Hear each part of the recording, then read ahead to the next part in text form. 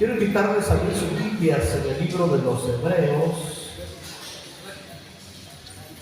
Hebreos capítulo 11, versos 23 en adelante. Hebreos capítulo 11, versos 23 en adelante. Si usted lo tiene, contéstelo con un amén. Y créame, Dios nos va a hablar por medio de esta palabra. El Señor nos va a hablar por medio de ella. En el capítulo 11 de Hebreos encontramos a los hombres de fe de la antigüedad. Escuche bien, nos habla de los hombres de fe de la antigüedad que conquistaron grandes cosas. Pero nos habla a nosotros porque Dios quiere que nosotros seamos los hombres y mujeres de fe de la actualidad, que por medio de la fe alcancemos proezas, hagamos grandes cosas para gloria y honra del Señor nuestro Dios. Y uno de esos hombres de fe es Moisés.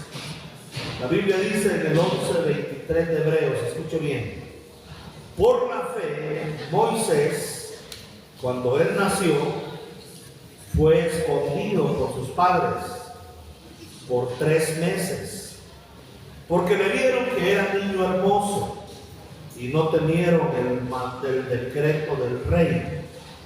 Por la fe Moisés, hecho ya grande, rehusó llamarse hijo de la hija del faraón, escogiendo antes ser maltratado con el pueblo de Dios que gozar de los deleites temporales del pecado, teniendo por mayores riquezas el vituperio de Cristo que los tesoros de los egipcios, porque tenía puesta la mirada en el galardón.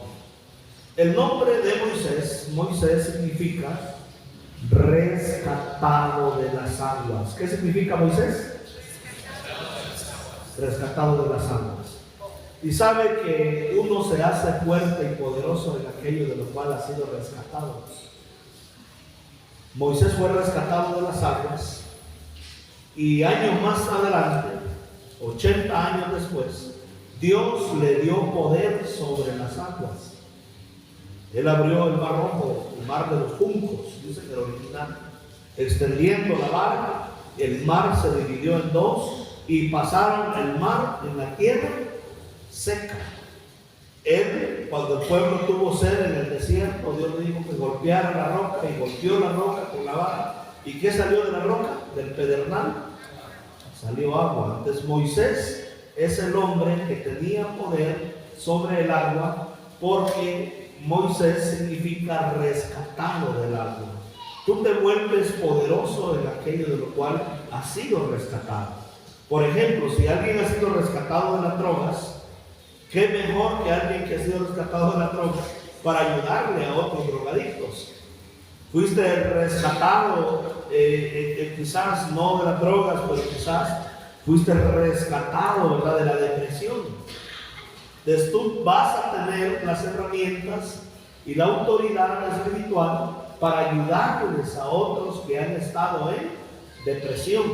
De Moisés se volvió un experto en las aguas porque él fue rescatado de las aguas. Eso significa el nombre de Moisés. Pero fíjate, la fe es algo que se hereda y es algo que se puede dar como un legado también en la vida de los hijos. Porque los primeros que tuvieron fe no fue Moisés, fueron los padres de Moisés.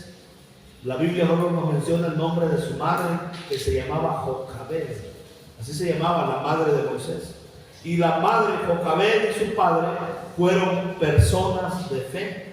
Por eso dice que por la fe Moisés, cuando él nació, fue escondido por sus padres durante 3 meses, porque le vieron que era un niño hermoso y no temieron el decreto del rey. En los tiempos de Moisés, el faraón había puesto un decreto sobre los hebreos. Fíjate cómo comenzó todo. Faraón dijo, los hebreos se han multiplicado, es que no tenían celular, ni televisión, ni nada de eso. ¿Qué había pasado con ellos? Se habían multiplicado en gran manera. Llegaron a ser un pueblo muy grande y se ubicaron en una región llamada Gosén, en Egipto. Egipto era la primera potencia mundial, era la nación más poderosa de la tierra en los tiempos de Moisés. A tal grado que se le conocía a Egipto como el granero del mundo, porque ellos tienen el río Nilo, que es uno de los ríos más largos del mundo, porque hoy está confirmado que el Amazonas es un poquito más grande, más largo que el Nilo. Yo aprendí en la primaria que el Nilo era el más largo del mundo y atraviesa toda la tierra de Egipto. Entonces ellos tenían mucha tecnología de tierra de riego. ¿Quién le daba toda esa riqueza? El Nilo. Entonces tenían muchas tierras de cultivo y Egipto se consideraba el granero del mundo antiguo. De ahí venía toda la riqueza, vegetales, peces, de ahí venía de todo, ¿verdad? Para el mundo entero, el mundo conocido de aquellos tiempos. Entonces, los hebreos llegaron a Egipto por medio de José.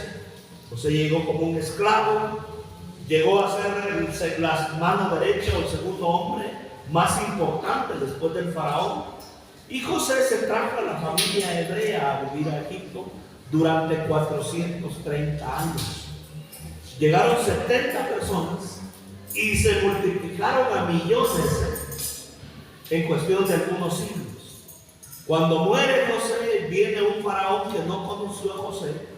Y la Biblia dice que dijo, bueno, este pueblo hebreo, tenemos que ser sabios con ellos, porque no sea que nos venga guerra y se unan a nuestros enemigos y nos causen mucho daño. Hay que controlarlos, hay que hacer algo para someterlos. Y entonces ese faraón que no conoció a José, sometió a los hebreos y los redujo a servidumbre, los redujo a ser esclavos. Los sometió a la esclavitud, literalmente. Y entonces, estando en esclavitud, la Biblia dice que el pueblo comenzó a ser maltratado y comenzaron a gemir delante del Señor nuestro Dios. Y Dios descendió y lo reconoció y vio en la opresión que ellos estaban. Y entonces el Señor prometió levantarles un libertador que los liberara de las manos de sus captores, de la opresión que estaban viviendo a Egipto. Y el hombre que Dios escogió para poder libertarlos de sus captores fue Moisés. Entonces Moisés nació con un propósito. El propósito de él era libertar a la nación de Israel que estaba bajo el poder del dominio de los egipcios. Pero entonces Faraón dijo, bueno, no es suficiente con solo esclavizarlos. La verdad es que tenemos que aplicar una ley de control de natalidad. Es terrible, ¿eh? Porque fíjate, Faraón dio instrucciones a todas las parteras y a todos sus servidores y le dijo, si entre los hebreos el nacimiento es niña, déjenla vivir. ¿Por qué? Porque las mujeres no iban a la guerra en los tiempos antiguos. Hoy sí hay mujeres que son soldados, ¿verdad? Y andan con botas y todo y son soldados. Pero en los tiempos bíblicos la mujer no iba a la guerra. Entonces, si es varón, échenlo al río Nilo, que se muera. Tiene que morir. O sea, todo niño que nació en los tiempos de Moisés, ¿qué le pasaba? Moría por decreto del rey. O sea, eso se cumplía o se cumplía. Pero aquí es donde está el asunto de fe, en medio de un decreto de muerte, de un decreto donde ya estaba una sentencia de muerte sobre Moisés. La Biblia dice que cuando él nació fue escondido por sus padres durante ¿cuánto tiempo? 3 meses. Pero ¿qué fue lo que los llevó a esconderlo 3 meses? Porque le vieron que era niño hermoso y no temieron el decreto del rey. Ellos no tuvieron miedo de lo que el rey, de las consecuencias del rey, pero la razón principal por la cual no permitieron que su niño fuera muerto, asesinado, fue porque vieron que era un niño hermoso. Y yo dije, ¿a poco solo porque era hermoso? Yo tengo que investigar a ver qué hay más de fondo en esto de que dice de que era niño hermoso. Y entonces al investigar me di cuenta que significa que era un niño que venía con propósito. Ellos vieron que era un niño de propósito, que era un niño que tenía un gran potencial. Esa palabra hermoso, de ahí se deriva también la palabra citadino, o alguien que vive en una gran ciudad, o que es el líder de una gran ciudad, el líder de una nación. Fíjate, no había ocurrido, pero sus padres ya lo estaban visualizando de esa manera. O sea, ¿qué es la fe entonces? La fe es aquello que tú crees que algo que no es puede llegar a ser. No sé si me estoy explicando. Por ejemplo, aquí no había nada en este lugar durante la pandemia y Dios me habló y me dijo, ¿cuánto tienes para construir el templo? Me lo habló en sueños. Yo le dije 42,000 pesos, Señor. Me dijo, construye porque con eso va a alcanzar. ¿Tú crees que con 42,000 pesos vas a echar 500 metros cuadrados de losa que hay allá arriba? 500 metros cuadrados, 8 salones, 4 de este lado y 4 del otro. ¿Tú crees que con ese dinero vas a hacer todo lo que hay aquí? Jamás de los jamás. Porque la fe tiene que ver no con lo que ves, sino con lo que puedes llegar a tener. No con lo que tengo, sino con lo que puede llegar a ser. Entonces los padres de Moisés, cuando lo vieron, a él dijeron, este niño trae propósito, va a llegar a ser.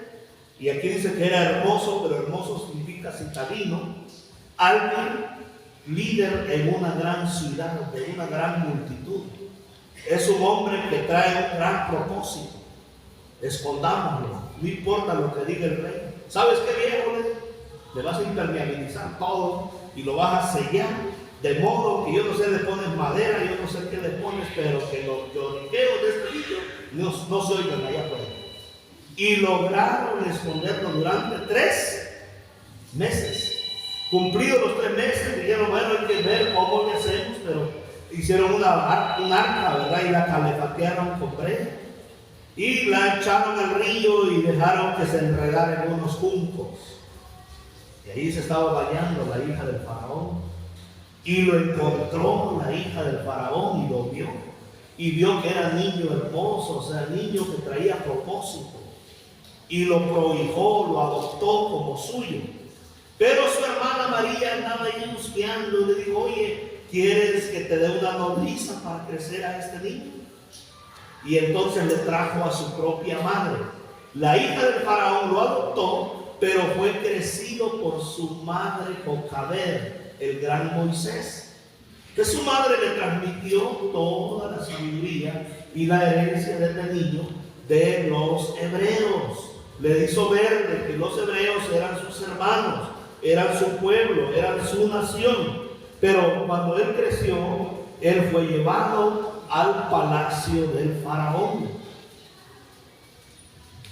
Y entonces, la Biblia dice aquí en el verso 24, por la fe, Moisés, hecho ya grande. ¿Cómo era él?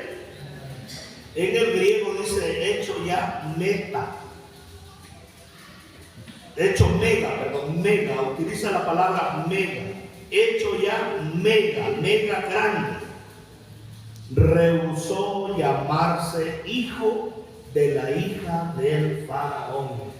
Cuando uno lee el libro de los Hechos, se encuentra en el capítulo 7 que Moisés era poderoso en obra y en palabra, y porque había sido instruido en toda la sabiduría de los egipcios. Creció como un príncipe en el palacio real de Egipto. Y él llegó a ser un hombre grande. Cuando él cumplió 40 años, le vino a su corazón la enseñanza de la niñez, ¿verdad? Y dijo: voy a ir a ver a mis hermanos, los hebreos. Y cuando llega, hay a un capataz egipcio que está con el látigo, dándole duro a los hebreos, maltratándolos. Y el Moisés se pone en medio y dice: bueno, ¿y por qué estás maltratando a los hebreos? Pues porque el faraón así lo ordenó. Y viene el Moisés y le da una de aquellas, ¿verdad? Pero pues yo me imagino que Moisés, no te creas que era así con panza como el pastor ni nada que ver, ¿verdad? Era un tipazo, ¿no? Hacía ejercicio, era un príncipe de Egipto. Y le dio un golpe y a la primera que cae al suelo y se muere el egipcio. Bueno, dijo Moisés: muchachos, pues escóndanlo, porque nadie tiene que saber esto y ya es uno menos que lo va a estar maltratando. ¿Qué quería hacer Moisés? Liberarlos. Le gustó el asunto, dijo: está bueno esto, ir a defender esclavos, ¿verdad? Al siguiente día vuelve a descender a donde están trabajando los egipcios. Y ahora hay dos hebreos que están riñendo entre ellos, dos esclavos peleándose entre ellos. Y el Moisés se mete en medio y le dice: oigan, pero si ustedes son hermanos, ¿por qué tienen que pelear? Y uno de ellos le dice: bueno, nos vas a matar como mataste al egipcio. Nos vas a matar también a nosotros. Esperaste que le vamos a ir a dar parte al faraón a ver cómo te va a ir. Y Moisés vio su vida amenazada. ¿Y qué hizo? Huyó de Egipto. Yo te pregunto a ti: si tú fueras un príncipe, estás en una posición donde tienes opción a ser heredero al trono, tienes mucha riqueza, poder, influencia, tesoro, dinero, todo lo que te puedas imaginar que tiene un príncipe, ¿renunciarías a todo eso por defender a dos hebreos peleoneros que se están agarrando de los chongos ahí?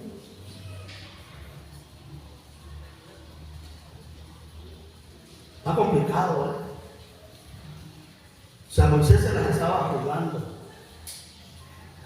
Y la Biblia dice que Moisés, hecho ya mega, hecho ya grande, rehusó a llamarse hijo de la hija de Faraón, renunció al principado que él tenía y escogió antes ser maltratado con el pueblo de Dios, porque ¿sabes qué hizo Moisés?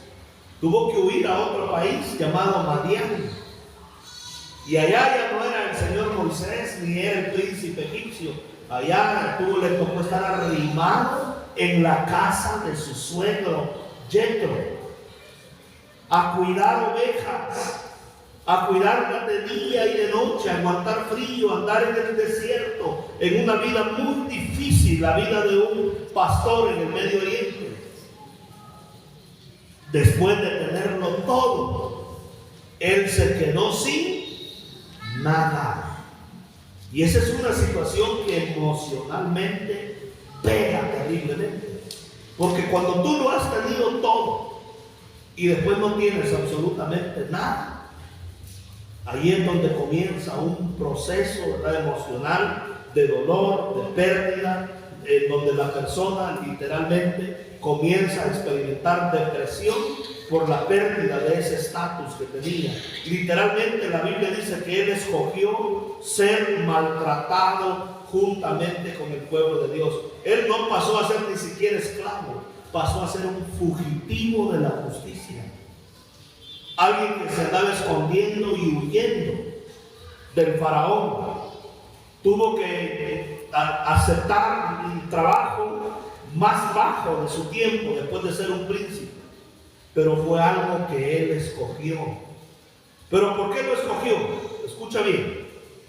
Verso 26. ¿Por qué Moisés renunció al principado? Renunció a ser llamado hijo de la hija de Faraón. 11:26.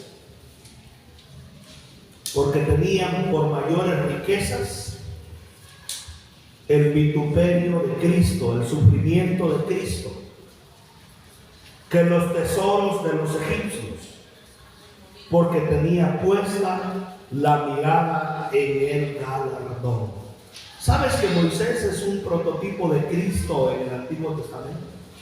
¿Cómo crees que era la vida de Cristo Jesús antes de venir a este mundo? ¿Cómo te imaginas su vida? La Biblia lo enseña. Dice que Él es Rey de Reyes. Él no es un rey cualquiera. Es Rey de Reyes, como un emperador, y Señor de señores. Tiene millones y millones de ángeles que le sirven, que lo adoran. Él está entronado en los cielos, está sentado a la diestra de la majestad en las alturas, está lleno de poder y de gloria. El Cristo que anduvo aquí no es el mismo Cristo que está ya glorificado. Juan lo vio en el capítulo 1 de la carta del Apocalipsis. Es una carta que fue enviada a las 7 iglesias. Y él lo vio en visión.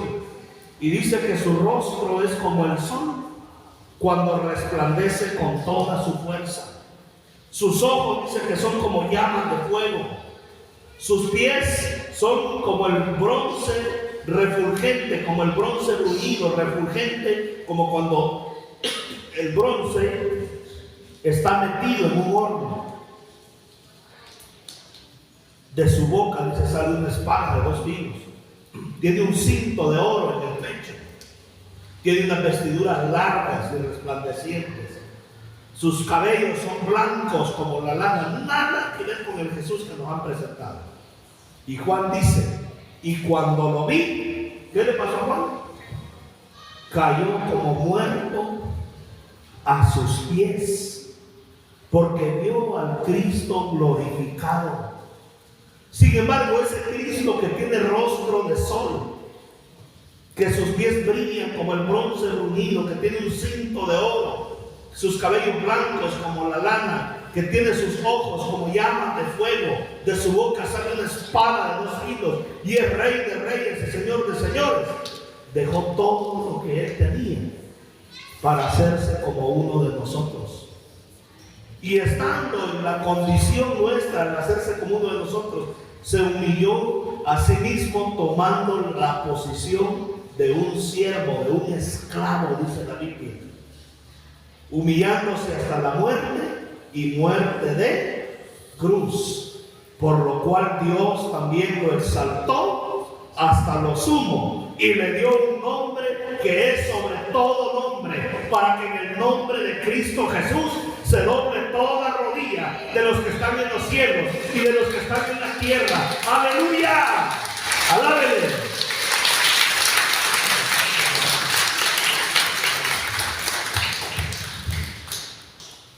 Tú te vas a estar dispuesto a humillar cuando sabes la grandeza que te espera. ¿Sabes por qué Moisés no le tomó tanta importancia el ser hijo de la hija de Faraón? ¿Por qué renunció a su posición de príncipe? Porque él aspiraba a una posición todavía más grande. Yo puedo dejar mi posición actual si sé de que me espera una gloria más grande. O sea, él tomó la más sabia decisión. De eso se trata la fe. El problema de la fe es que eso más grande que Dios promete no lo tienes al instante. Eso va a ser después. Él fue a preparar, Juan 14 dice, que Él fue a preparar un lugar para nosotros, para que donde Él está, nosotros también podamos estar. Y la Biblia dice que cosa que ojo no vio, ni oído oyó, que ni siquiera han subido al corazón del hombre, son las cosas que el Señor ha ido a preparar a los que le aman. La fe se trata de ver aquello que todavía no es, aquello que solo existe en promesa. Pero eso funciona también en el mundo natural. Dios habla muchas veces, Él nos da promesas en la Biblia y está en nosotros el poder creerlas. Tú no tienes idea cuando yo me fui al Instituto Teológico, al internado a estudiar. no tenían nada ni dónde caer muerto. Yo leyendo ahí en la biblioteca, estudiando, me agarraba de un salmo que decía: yo sé, oh Dios, que veré la bondad de Dios en la tierra de los vivientes. No allá en el cielo, Señor, aquí voy a ver tu bondad, aquí voy a ver tu bendición, aquí voy a ver tu grandeza y tu poder, porque tú eres un Dios grande, bueno, temible, hacedor de maravillas. Cuando dicen amén, alábenle porque vive, aleluya.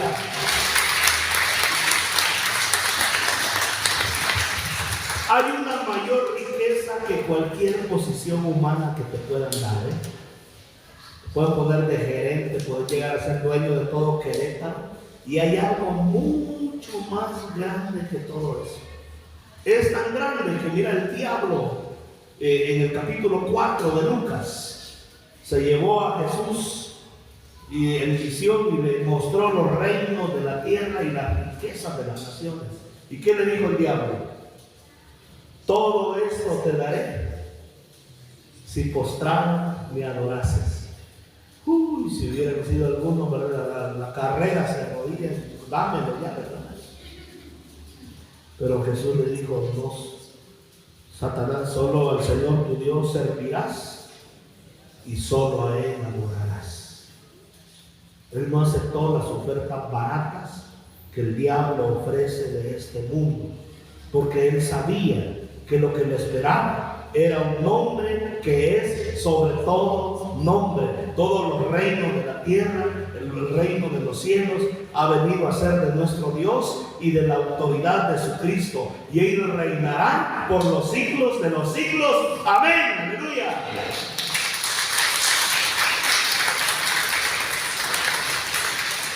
Pero si Él hubiera sido ignorante, hubiera aceptado y hubiera dicho: mira, hay gente que es terrible. Yo no sé si usted ha oído de gente que acepta pactar con el diablo. Y el diablo le da algún tesoro, una baratija, ¿verdad? Le da un don. Tú vas a ser el más grande artista y hacen pacto con el diablo. Y sí, le dan todo lo que quieren en esta vida. Pero a cambio de qué? De que al final le entreguen su alma. Porque tu alma es más preciosa que todas las riquezas de este mundo. Eso es lo que tú tienes que saber. Jesús dijo: ¿de qué le serviría al hombre ganar todo el mundo y al final perder su alma? O sea, si pones en una balanza todas las riquezas del mundo con tu alma, el alma tuya vale mucho más. La hunde la balanza y la deja para arriba, más que todas las riquezas que hay en este mundo.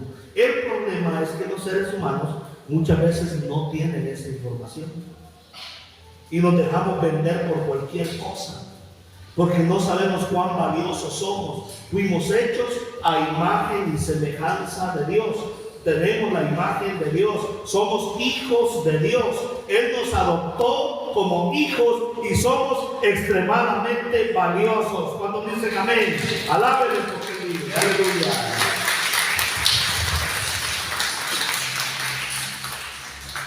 Entonces Moisés dijo: bueno, me toca esta etapa de fugitivo, son 40 años y ya voy. Va a ser difícil, sí. Voy a aguantar frío en la noche, calor en el día, sí. No voy a volver a ver a mi familia nunca más, ¿verdad? Voy a celebrar un cumpleaños de mi madre. Nunca más visitaré el palacio del faraón. Nunca más voy a tener sus riquezas sin límites.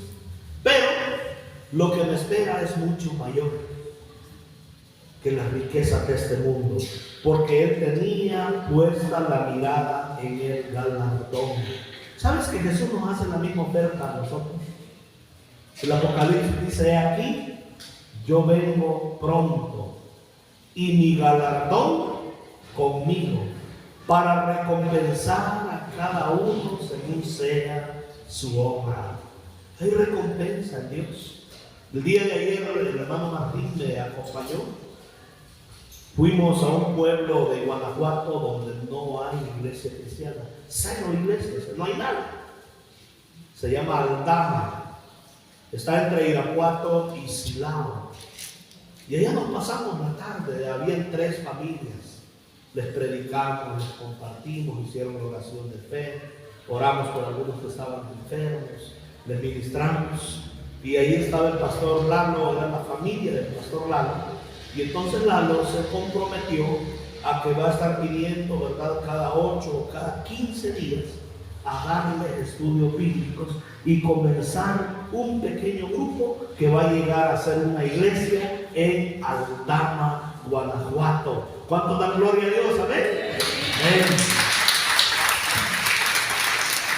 Ya llegamos en la noche y pues llegas cansado, ¿verdad? Porque es exhausto ir manejando, atender las reuniones, regresar, luego que había que atender algo más anoche. Ya fui llegando a la medianoche a mi casa, 11:30, bien cansados. Pero hermanos, ¿por qué? Porque hay que tener la mirada puesta en las cosas eternas. Está bien que trabajemos, que le echemos ganas, pero no te olvides de que todo lo que aquí hagas es pasajero. Las cosas que se ven son pasajeras, pero las que no se ven son eternas. Y un día Dios te va a pedir cuenta de cómo estás viviendo tu vida. ¿Qué hiciste para Él? ¿Qué hiciste con el don que Él te entregó? Si lo enterraste o lo pusiste a trabajar. Si de verdad estás comprometido en traer a otros a los pies de Cristo. Si yo fuera tú, yo invitaría amigos para traerlos a las conferencias de matrimonios. Hay cena incluida y una palabra fresca de la palabra de Dios. Tenemos que trabajar no por las cosas que se ven, sino por las que no se ven. La Biblia dice en el 11:27, por la fe Moisés dejó a Egipto, no temiendo la ira del rey, porque se sostuvo como viendo al invisible. Entonces, mira, tú tienes que tomar una decisión en la vida. O te clavas en las cosas visibles o valoras las invisibles. Hay cosas que son visibles, que se ven, pero las cosas espirituales son invisibles, no se ven. Entonces yo tengo que decidir y decirme a mí mismo, bueno, ¿en qué me voy a enfocar mi vida? Si me enfoco solo en las visibles, estoy mal, porque hay un mundo invisible. A Dios nadie lo ha visto jamás. El unigénito Hijo del Padre, que está en el seno del Padre, es quien lo ha dado a conocer. Y eso fue lo que le ayudó a Moisés en saber de que había algo invisible, un reino inconmovible superior a este reino, y él se mantuvo como viendo al invisible y se fortaleció en fe. La Biblia dice en el 11:28, por la fe, él celebró la Pascua. Pascua significa pasar por alto, pasar de lejos. Y la aspersión de la sangre, para que el que destruía a los primogénitos no los tocase a ellos. Fíjate, Moisés liberó a Israel todo el pueblo lo sacó de Egipto. Y entonces Dios le instruyó que el día en que ellos iban a salir de Egipto iba a ser la 10ª plaga, la señal más grande que iba a traer sobre Egipto. Y Dios le dijo, voy a matar a todos los primogénitos de los hijos de los egipcios. Toda persona que haya abierto matriz va a morir en este día. Pero tú, si no quieres morir, instruye al pueblo de Israel que maten un corderito, y lo van a comer asado, lo van a comer todo completo, no dejen nada, con hierbas amargas. Pero además de eso, la sangre de ese corderito la van a poner sobre el dintel de la puerta.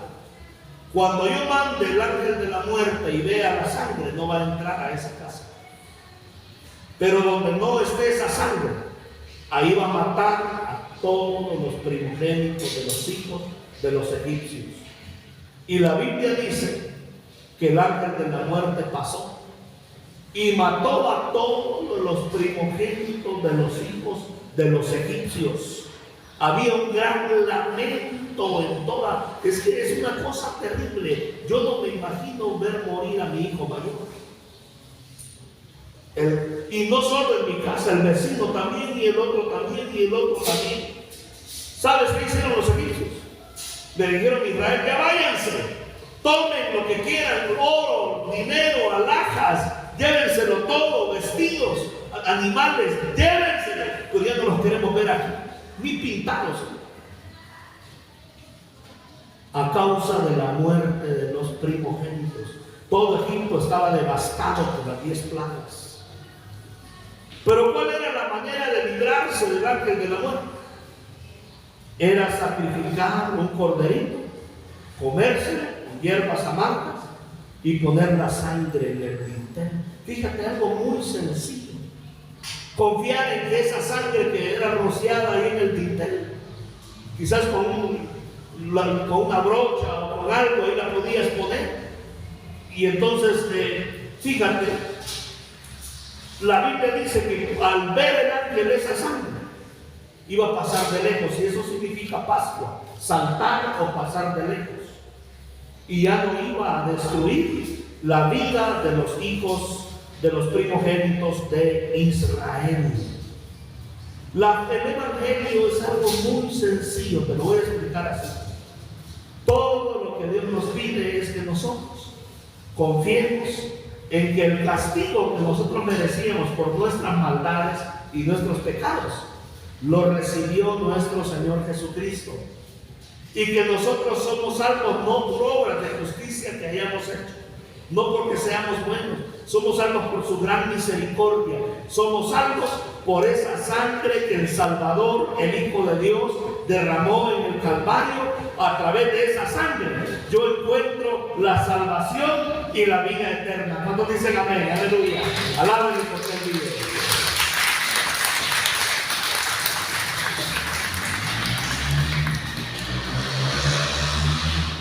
Pero hay muchas personas que no confían y dicen: no, es que para mí, como que porque Él haya derramado la sangre, yo ya soy salvo.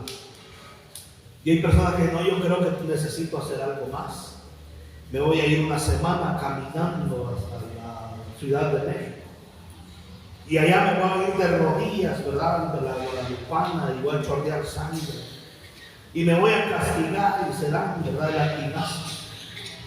Y o voy a ir cargando una piedra todo el camino porque algo tengo que hacer. ¿Por qué? Porque no están confiando en que el sacrificio que yo pueda hacer no es válido, sino que Dios ya hizo un sacrificio en favor de la humanidad. Él sacrificó la vida de su Hijo, Él derramó su sangre, y por haber sido nosotros rociados con esa sangre al creer en Jesucristo, tenemos la salvación y la vida eterna. Tenemos el perdón de Dios, tenemos su amor, su misericordia, y hemos sido adoptados como hijos de Dios. ¿Cuántos dicen amén? Aleluya. Denle gloria al Señor nuestro Dios. Por eso el otro día vino aquí un hombre que venía disfrazado de judío. Se había puesto una kipa, un traje de judío y hasta unas trenzas, ¿verdad? Yo le dije: bueno, ¿y tú por qué andas disfrazado de judío? El que te vistas así no te va a acercar más a Dios. Porque ese es el pueblo escogido de Dios. Sí, pero tú eres más mexicano que el nopal. Así que el que te pongas ese traje no te hace más cristiano, porque entonces estás confiando en que obtienes la salvación por cómo andas vestido, en lugar de creer que eres salvo por la sangre que fue derramada en la cruz del Calvario. Si estamos aquí, amén. Te voy a decir algo: ni siquiera tus ofrendas te hacen salvo. Yo no doy ofrendas para ser salvo. La salvación yo ya la tengo por la fe. ¿En quién? En Cristo Jesús. ¿Y por qué entonces ofrendo? Porque Dios lo ha ordenado en su palabra. Por gratitud, por alabanza al Señor. La Biblia dice que es honor grato, sacrificio acepto, agradable, porque quiero agradarlo a Él. Pero porque una ofrenda me haga salvo, a mí una ofrenda no me hace salvo.